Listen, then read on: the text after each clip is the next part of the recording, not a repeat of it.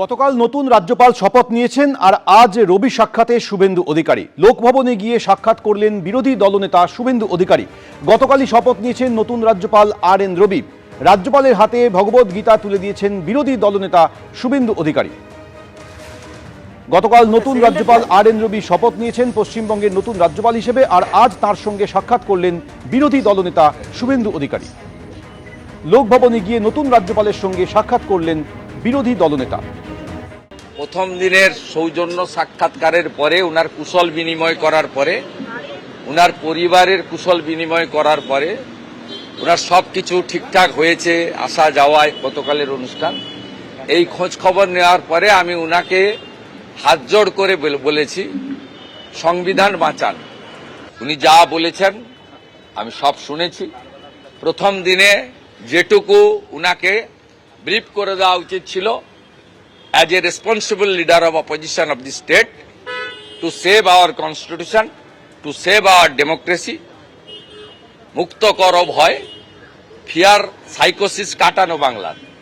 বড় কথা হচ্ছে ভয়, সবার চোখে মুখে ভয়, কে দেখছে, কে দেখে নিচ্ছে, কে বলছে, সবার ভয়।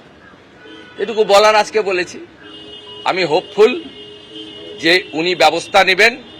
গ্যাস সংকটের আজ কিন্তু সংসদেও আজও ধর্নায় তৃণমূল। সংসদ ভবনের সামনে ধর্না তৃণমূল সাংসদ।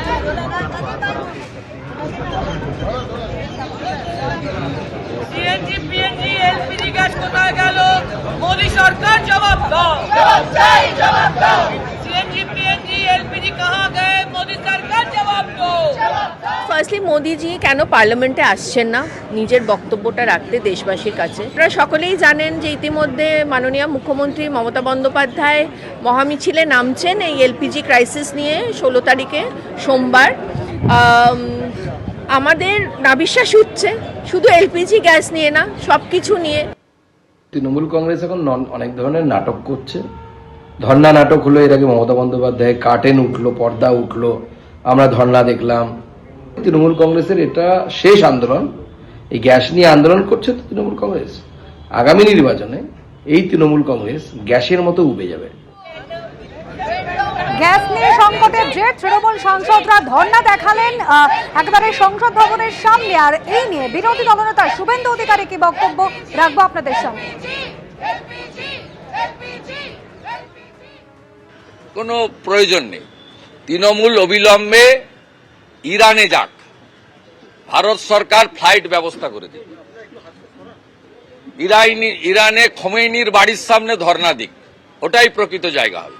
সব নর্মাল হয়ে গেছে। তৃণমূলকে অবিলম্বে, ওদের প্রচুর টাকা, ভারত সরকার অনুমতি পাসপোর্ট ভিসা দিয়ে দিক, ওরা তেহরানে চলে যাক। পারলে এখান থেকে কিছু ডিঙ্গি নৌকা নিয়ে ওখানে হরিজবুল পল্লানিতে পাহারা দিক, তাহলে বলবো তৃণমূল সত্যিকারের দেশ সেবার কাজ করছে।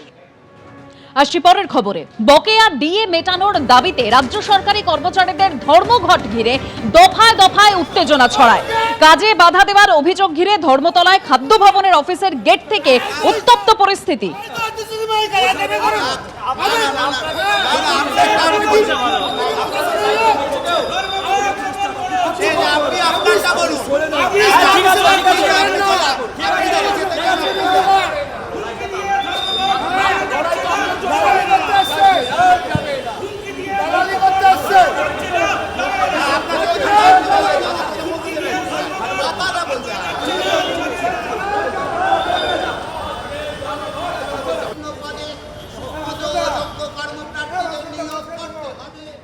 আমরা যখন রিকোয়েস্ট করছিলাম যে ধর্মঘটটা কর্মচারীদের স্বার্থে, রাজ্যটাকে বাঁচানোর স্বার্থে রাখা হয়েছে, রাজ্যে যে প্রশাসনিক দুর্নীতি, শূন্য পদে নিয়োগ নেই, রাজ্যের ছেলেমেয়েরা পরিযায়ী হয়ে এখানে আপনার বিবেকের কাছে আমরা আবেদন জানাচ্ছি যে এই ধর্মঘটে সামিল হয়ে রাজ্য সরকারকে অন্তত বলুন যে সে তার রাজধর্ম পালন করুক। এই আবেদনটুকু জানানোর সময় তারা বলছেন যে এটাকেও করা যাবে না।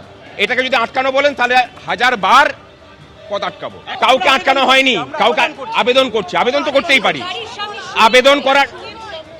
আবেদন করাটার মধ্যে কোনো অসুবিধা কিছু নেই। কখন শুয়ে পড়েছেন সেটা দেখতে হবে। যখন তাকে ধাক্কা দিয়ে সরিয়ে দেওয়া হয়েছে তখন তিনি গিয়ে শুয়েছেন। আমরা আবেদন করছি যে মানুষ অফিসে আসছেন তার বিবেকের কাছেই আমরা ছাড়ছি যে পারলে পরে আপনি ধর্মঘট করুন, কিন্তু আমাদের আবেদন থাকবে ধর্মঘট না করার, মানে ধর্মঘট করার।